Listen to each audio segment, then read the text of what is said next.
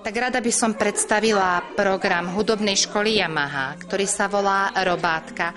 Je to program, v ktorom vlastne detičky získavajú základné poznatky o hudbe, a to práve vďaka aktivitám, ktoré robíme spolu na hodine, a to je počúvanie hudby, spievanie piesní a rytmicko-pohybové hry.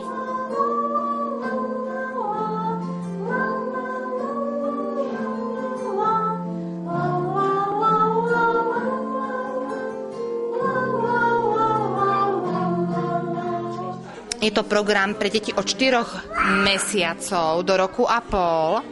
A potom vlastne pokračovaním je program, ktorý sa volá Prvé krôčiky k hudbe.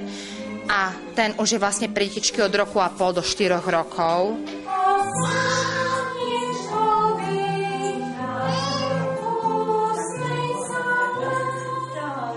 Sú to vlastne programy, v ktorých vychádzame z poznatkov z neurológie a z psychológie, že čím viacej sa s deťmi opakuje jedna a tá istá vec, tak má to pre nich význam vo vytváraní synáps v mozgu. To sú vlastne spojenia, ktoré, keď sú vyvinuté v tomto útlom veku, umožňujú potom v školskom veku u detí lepšie napredovať v škole, lepšiu sústredenosť, koncentráciu.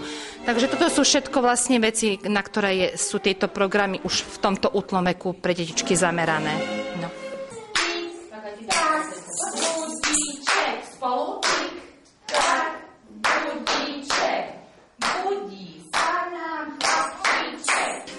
V Liptovskom Hrádku v Centre voľného času zatiaľ fungujeme v takejto útlej skupinke asi tak s počtom 5 detičiek, ale dúfame, že časom sa mamičky viacej o tom dozvedia a prídu medzi nás.